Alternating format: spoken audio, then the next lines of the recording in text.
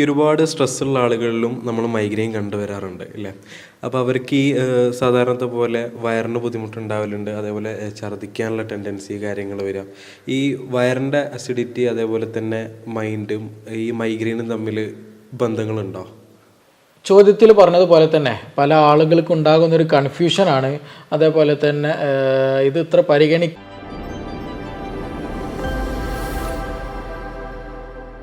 ഒരുപാട് സ്ട്രെസ്സുള്ള ആളുകളിലും നമ്മൾ മൈഗ്രെയിൻ കണ്ടുവരാറുണ്ട് ഇല്ലേ? അപ്പോൾ അവർക്ക് ഈ സാധാരണത്തെ പോലെ വയറിന് ബുദ്ധിമുട്ടുണ്ടാവലുണ്ട്, അതേപോലെ ഛർദ്ദിക്കാനുള്ള ടെൻഡൻസി കാര്യങ്ങൾ വരിക. ഈ വയറിൻ്റെ അസിഡിറ്റി അതേപോലെ തന്നെ മൈൻഡും ഈ മൈഗ്രെയിനും തമ്മിൽ ബന്ധങ്ങളുണ്ടോ? ചോദ്യത്തിൽ പറഞ്ഞതുപോലെ തന്നെ പല ആളുകൾക്കും ഉണ്ടാകുന്നൊരു കൺഫ്യൂഷനാണ്. അതേപോലെ തന്നെ ഇത് ഇത്ര പരിഗണിക്കേണ്ടതുണ്ടോ എന്നുള്ളൊക്കെ പല തോന്നലുകളും പല ആളുകൾക്കും ഉണ്ടാവും.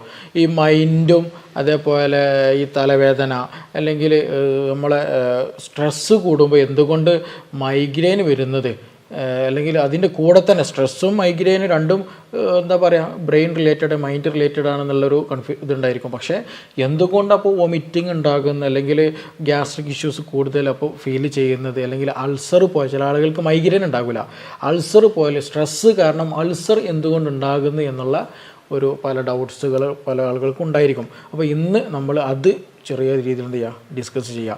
അപ്പോൾ ആക്ച്വലി നമ്മൾ സ്ട്രെസ്സ് എടുക്കുന്ന സമയത്ത് മെൻ്റൽ സ്ട്രെസ് എടുക്കുന്ന സമയത്ത് സ്ട്രെസ്സ് പലതരത്തിലുണ്ട്. മെൻ്റൽ സ്ട്രെസ്സ് എടുക്കുന്ന സമയത്ത് ഞാനത് മനസ്സിലാക്കി സിമ്പിളായിട്ട് അതിലേക്ക് കിടക്കുന്നതിന് മുമ്പായിട്ടൊരു സിമ്പിളൊരു എക്സാമ്പിൾ പറഞ്ഞുതരാം. നമ്മളിങ്ങനെ ഒരു റോട്ടിലൂടെ വാഹനത്തിൽ ഒരു ബൈക്കിൽ ഇങ്ങനെ യാത്ര പോവുകയാണ്.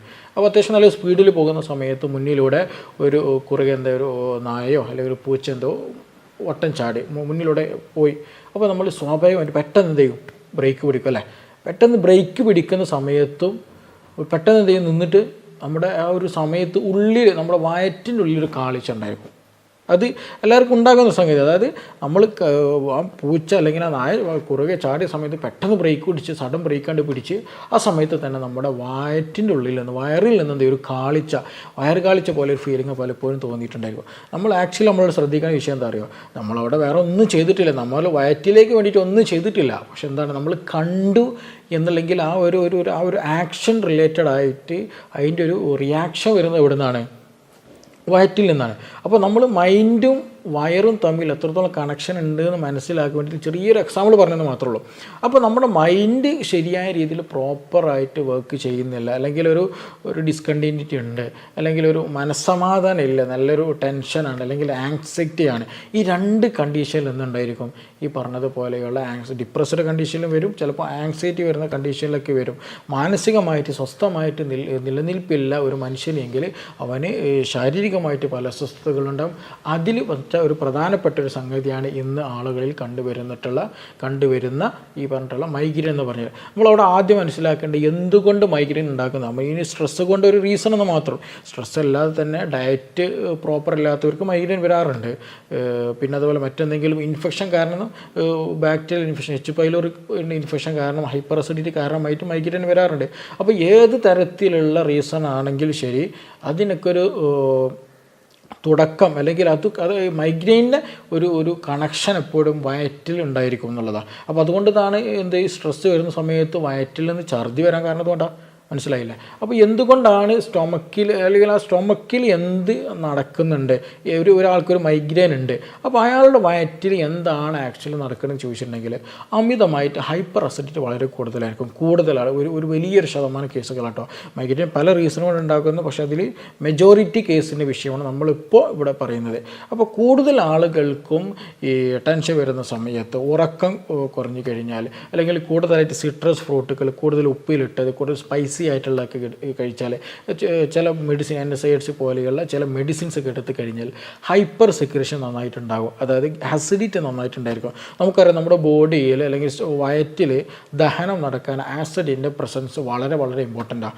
അപ്പോൾ അതിനൊരു നോർമൽ ലിമിറ്റഡ് വാല്യൂ ഉണ്ട്. കൂടാനും പാടില്ല, കുറയാനും പാടില്ല. കൂടിക്കഴിഞ്ഞാൽ ഹൈപ്പർ അസിഡിറ്റി എന്ന് പറയും, കുറഞ്ഞു കഴിഞ്ഞാൽ ഹൈപ്പോ അസിഡിറ്റി എന്ന് പറയും. ഹൈപ്പോ അസിഡിറ്റി എന്ന് പറഞ്ഞിട്ടുണ്ടെങ്കിൽ ദഹിക്കാൻ പ്രയാസം, വയറ് വീർത്തത് പോലെയുള്ള ഒരു അസ്വസ്ഥത, ഭക്ഷണത്തോടൊന്നൊരു താല്പര്യമില്ല, അങ്ങനെ ഒരു പൊണ്ണത്തടിയൊക്കെ ഉണ്ടായിരിക്കും ചിലപ്പോൾ ചില ആളുകൾ. പക്ഷേ എന്താ പരിശോധന ഒന്നും ശരിക്കും കിട്ടില്ല, നല്ല കോൺസ്റ്റിപ്പേറ്റഡ് ആയിട്ട് ചിലപ്പോൾ നല്ല കീഴ്വായി, നല്ല സ്മെല്ലിൽ പോകും, ഭയങ്കര ഒരു ഹെവിനെസ് പോലെയൊക്കെ ഫീൽ ചെയ്യുക, ചില സമയങ്ങളിൽ വയറ്റിനൊക്കെ ഒരു വേദന പോലെയൊക്കെ തോന്നുക. ഇങ്ങനെയുള്ള പല അസ്വസ്ഥതകൾ ആളുകൾക്ക് ഉണ്ടായിരിക്കും. അത് കൂടുതൽ ഹൈപ്പോ അസിഡിറ്റി അല്ലെങ്കിൽ അസിഡിറ്റി കുറഞ്ഞ കണ്ടീഷനാണ്. കൂടുതലായിട്ട് ഈ PPI പോലെയുള്ള അൻറ്റാസിഡൊക്കെ കൂടുതൽ ക്രോണിക്കായിട്ട് എടുക്കുന്ന കണ്ടീഷനൊക്കെ ഉള്ളവരാണെങ്കിൽ ഈ പറഞ്ഞ അസുഖം കൂടുതൽ വരാനുള്ള ചാൻസസ് വളരെ കൂടുതലാണ്. അതുപോലെ കൂടുതൽ വർക്കൗട്ടുകളൊന്നും ചെയ്യുന്നില്ല, അധ്വാനങ്ങളൊക്കെ വളരെ കുറവാണെന്നുണ്ടെങ്കിൽ അവർക്ക് ഹൈപ്പോ അസിഡിറ്റിക്കുള്ള ചാൻസസ് വളരെ കൂടുതലാണ്. ദഹനക്കേട് നന്നായിട്ടുണ്ടായിരിക്കും, കഴിച്ച ഭക്ഷണങ്ങളൊക്കെ ദഹിക്കാൻ നല്ല സമയമെടുക്കുക, മലത്തിൽ എന്ത് ചെയ്യും ഭക്ഷണത്തിൻ്റെ പദാർത്ഥങ്ങളൊക്കെ നമുക്ക് കാണാൻ കഴിയും. അപ്പോൾ അങ്ങനെയുള്ളതാണ് ഹൈപ്പോ അസിഡിറ്റി എന്ന് പറയുന്നത്. അതേസമയം ഹൈപ്പർ അസിഡിറ്റി ഇതിന് നേരെ ഓപ്പോസിറ്റ് ഉണ്ടാവില്ല. നല്ല വയറ് കാളിച്ചുണ്ടായിരിക്കും, നല്ല നമ്മൾ ഭക്ഷണമൊക്കെ കഴിച്ച് ഒരു അരമണിക്കൂർ ആകുമ്പോൾ തന്നെ ഒന്നും കഴിക്കാത്തൊരു ഫീൽ, അതായത് ഇനിയും കുറേ ഭക്ഷണം വേണമെന്നുള്ളൊരു ഫീലിംഗ് ടെൻഡൻസി കൂടുതലായിട്ടുണ്ടായിരിക്കുക. പിന്നെ ഒരു വൊമിറ്റിങ് വരും, ഛർദ്ദിക്കാൻ വരും, ഗ്യാസിൻ്റെ പ്രശ്നങ്ങൾ വരും, വയറ് എരിച്ചിലും പുകച്ചിലും, അങ്ങനെ ആകെ വളരെ അസ്വസ്ഥതമായിട്ടുള്ളൊരവസ്ഥ അവർ. അത് ഹൈപ്പർ അസിഡിറ്റി കൂടുതലുള്ള ആളുകൾക്കാണ് അങ്ങനെ ഉണ്ടാവുക. അപ്പോൾ കൂടുതൽ മൈഗ്രെയിൻ്റെ കേസുകൾ എടുത്ത് നോക്കുകയാണെങ്കിൽ കൂടുതലും ഹൈപ്പർ അസിഡിറ്റി എന്നുള്ളൊരു കണ്ടീഷനിൽ ഉണ്ടാകില്ല. അതിലും തന്നെ ഈ അസിഡിറ്റിക്ക് പ്രധാന റീസൺ ആയിട്ട് നമ്മൾ ഭക്ഷണത്തിൻ്റെതും ഒക്കെ പറഞ്ഞല്ലോ, അതിൻ്റെ കൂടെ തന്നെ ഏറ്റവും കൂടുതൽ കാണുന്നൊരു കേസ് എച്ച് പൈലോറിക് എന്നുള്ള ഒരു ബാക്ടീരിയ ഉണ്ട്. ആ ബാക്ടീരിയയുടെ പ്രസൻസ് അല്ലെങ്കിൽ അതിൻ്റെ ഒരു പ്രവർത്തന ഫലമായിട്ട് എന്ത് ചെയ്യും ഹൈപ്പർ അസിഡിറ്റി നന്നായിട്ടുണ്ടായിരിക്കും. അപ്പോൾ നമ്മൾ ഈ പറഞ്ഞ കാര്യങ്ങളൊക്കെ കൊണ്ട് ഹൈപ്പർ അസിഡിറ്റി ഉണ്ടാകുമെന്നുള്ളതാണ്. അപ്പോൾ അതിൽ ഒരു ഫാക്ടറാണ് ആക്ച്വലി നമ്മൾ ചോദ്യകർത്താവ് ചോദിച്ചതുപോലെ സ്ട്രെസ്സ് ഉണ്ടാക്കുക എന്നുള്ളത്. സ്ട്രെസ്സ് കാരണമായിട്ട് എന്ത് ചെയ്യും നമ്മൾ അമിതമായിട്ട് നമ്മുടെ ശരീരത്തിൽ ഗ്യാസ്ട്രിൻ്റെ പ്രൊഡക്ഷൻ ഉണ്ടായിരിക്കും. ഗ്യാസ്ട്രിൻ്റെ പ്രൊഡക്ഷൻ പരിണിത ഫലമായിട്ട് എന്ത് ചെയ്യും HCl നന്നായിട്ട് പ്രൊഡ്യൂസ് ചെയ്യും. ഈ HCl പ്രൊഡ്യൂസ് ചെയ്യുന്ന അതിൻ്റെ കൂടെ തന്നെ എന്ത് ചെയ്യും അവിടെയുള്ള വയറ്റിലുള്ള എൻവയോൺമെൻറ്റ് നന്നായിട്ട് മാറ്റങ്ങൾ വരും. ഈ എച്ച് പൈലോറിക് എന്ത് ചെയ്യും ആക്റ്റീവായിട്ട് വരും. നമ്മുടെ ബോഡിയിൽ ഒരു ഒട്ടുമിക്ക ആളുകളിലും ഉണ്ടാകുന്ന പ്രസൻ്റ് ആയിട്ടുള്ള ഒരു സംഗതിയാണ് എച്ച് പൈലോറിക് ബാക്ടീരിയ എന്നുള്ളത്. ചില ആളുകൾക്ക് അത് ആക്റ്റീവ് ഫോമിലുണ്ടാകും, ചില ആളുകൾക്ക് അത് ഇനാക്റ്റീവ് ഫോമിലായിട്ട് ഉണ്ടാവുക. അപ്പോൾ അതൊക്കെ ആക്റ്റീവായിട്ട് വരാനുള്ള സാധ്യത വളരെ കൂടുതലാണ് സ്ട്രെസ്സുള്ള ആളുകൾക്ക്. അപ്പോൾ സ്ട്രെസ്സ് കൂടുതലായിട്ട് നിങ്ങൾ മെൻ്റൽ സ്ട്രെസ് ഉണ്ട്, ഉറക്കൊക്കെ കൂടുതലാണെന്നുണ്ടെങ്കിൽ ഉറക്കൊക്കെ കുറവാണെന്നുണ്ടെങ്കിൽ ഹൈപ്പർ അസിഡിറ്റി നന്നായിട്ട് വരും. ഈ ഹൈപ്പർ അസിഡിറ്റി നന്നായിട്ട് ഉണ്ടാകുമ്പോൾ സ്വാഭാവികമായിട്ടും അൾസർ, മൗത്ത് അൾസർ ചിലപ്പോൾ കാണും, വയറ്റിൽ പുണ്ണ് കാണും, ഭക്ഷണം കഴിക്കുന്ന സമയത്ത് വേദന വരും, ഞാൻ നേരത്തെ പറഞ്ഞ പോലെ ഛർദ്ദിക്കാൻ വരിക, ക്ഷീണം വരിക, വയറുവേദന വരിക, ചിലപ്പോൾ നല്ല ലൂസ് സ്റ്റൂളൊക്കെ എന്ത് ചെയ്യും പാസ് ഔട്ട് ചെയ്ത് വരും, ചിലപ്പോൾ നല്ല കോൺസ്റ്റിപ്പേഷൻ ആയിരിക്കും ഉണ്ടാകുക, ബാക്ക് പെയിൻ വരും, സ്ത്രീകളാണെങ്കിൽ നല്ല മുടി കൊഴിച്ചിലുണ്ടാകും, ലൂക്കോറിയൻ്റെ ഇഷ്യൂസ് ഉണ്ടായിരിക്കും. അപ്പോൾ ഇതൊക്കെ അത് റിലേറ്റഡ് ആയിട്ട് വരുന്ന ഒരു സംഗതിയാണ്. അപ്പോൾ നമ്മൾ ഉറക്കം കുറവാണ്, സ്ട്രെസ്സ് കൂടുതലാണ് പറയുമ്പോൾ ഈ പറഞ്ഞതുപോലെ ഹൈപ്പർ അസിഡിറ്റിയാണ് നമ്മൾ പരിണിത ഫലമായിട്ടുണ്ടാകുക. ഈ ഹൈപ്പർ അസിഡിറ്റി ഉണ്ടാകുന്നത് കാരണമായിട്ടാണ് ആക്ച്വലി ഈ പറഞ്ഞിട്ടുള്ള ഡിയോഡിനത്തിലേക്ക് കടക്കുന്ന, അതായത് വയറ്റിൽ നിന്ന് ചെറുകുടലിലേക്ക് പാസ് ഔട്ട് ചെയ്യുന്ന ഭാഗത്ത് ഒരുപാട് റിസപ്റ്ററുകളുണ്ട്. നമ്മുടെ ദഹനവുമായി ബന്ധപ്പെട്ടിട്ടുള്ള ഒരുപാട് റിസപ്റ്ററുകൾ ഉള്ളത് കൊണ്ട് തന്നെ അതിൽ അസിഡിറ്റി ബോഡിയിൽ കൂടിക്കഴിഞ്ഞാൽ, വയറ്റിൽ അസിഡിറ്റി കൂടുതലായി കഴിഞ്ഞിട്ടുണ്ടെങ്കിൽ ഈ റിസപ്റ്ററിലേക്ക് അബ്നോർമൽ സിഗ്നലുകളാണ് വരിക. അപ്പോൾ ഈ ഒരു അബ്നോർമൽ സിഗ്നൽ കാരണമായിട്ടാണ് പലപ്പോഴും മൈഗ്രെയിൻ എന്നുള്ളൊരു പ്രശ്നം ഉണ്ടാകുന്നത്. അതുകൊണ്ടാണ് എന്ത് ചെയ്യുന്നത്, ആ ഒരു മൈഗ്രെയിൻ ഉള്ളവർക്കറിയാം, അത് തലവേദന അങ്ങേയറ്റം പീക്കിലെത്തിക്കഴിഞ്ഞാൽ, ഛർദ്ദിച്ച് കഴിഞ്ഞാൽ, വയറ്റിലുള്ള ഒരു മഞ്ഞവെള്ളം അങ്ങോട്ട് പോയി കഴിഞ്ഞാൽ എന്ത് ചെയ്യും നല്ലൊരു ആശ്വാസം ഉണ്ടാകും, നല്ലൊരു മനസ്സമാധാനത്തോടെ കുറച്ച് അടങ്ങിയിരിക്കാൻ പറ്റും. അപ്പോൾ ആ ഒരു സമയത്ത് തന്നെ അറിയാൻ കൂടുതൽ എന്താ പറയുക ലൈറ്റ് പറ്റില്ല, യാത്ര കൂടുതൽ പറ്റില്ല, ആ സമയത്തൊക്കെ ബോഡിയിൽ ഹൈപ്പർ ആക്ടിവിറ്റി നന്നായിട്ടുണ്ടായിരിക്കും എന്നുള്ളതാണ്. അപ്പോൾ അതുകൊണ്ടാണ് ആ സമയത്തൊക്കെ എന്താ പറയുക ബോഡിയെ സംബന്ധിച്ചിടത്തോളം ഒരു ഹൈപ്പർ സ്റ്റേറ്റിലേക്കാണ് ബോഡി പലപ്പോഴും എത്തുക. അപ്പോൾ നമ്മൾ എന്താ ശ്രദ്ധിക്കൽ, ഒരു സൈഡിൽ ആരും കാണാണ്ട്, സൗണ്ട് കേൾക്കാണ്ട്, വെളിച്ചം കാണാതെ എന്ത് ചെയ്യും ഒരു ഒതുങ്ങിയിട്ട് എവിടെയെങ്കിലും ഒരു മുക്കിൽ ഒതുങ്ങി കിടക്കാൻ നോക്കുക. എന്താ പറയുക ഒരു കൂളിംഗ് എപ്പോഴും നമ്മൾ ബോഡി അപ്പോൾ ആഗ്രഹിക്കും. അപ്പോൾ ഹൈപ്പറായിട്ട് ടെൻഷനുള്ളവർക്ക്, ഹൈപ്പറായിട്ട് ആങ്സൈറ്റി പോലെയുള്ള പ്രശ്നങ്ങളുള്ളവർക്കൊക്കെയാണ് ഇത് വരാനുള്ള ചാൻസസ് വളരെ കൂടുതൽ. അതുകൊണ്ടാണ് അപ്പോൾ നമ്മുടെ ശരീരത്തിലുണ്ടാകുന്ന ഈ ഹൈപ്പർ അസിഡിറ്റി കാരണമായിട്ടാണ് ഈ പറഞ്ഞിട്ടുള്ള മൈഗ്രെയിൻ ഉണ്ടാകുന്നത്.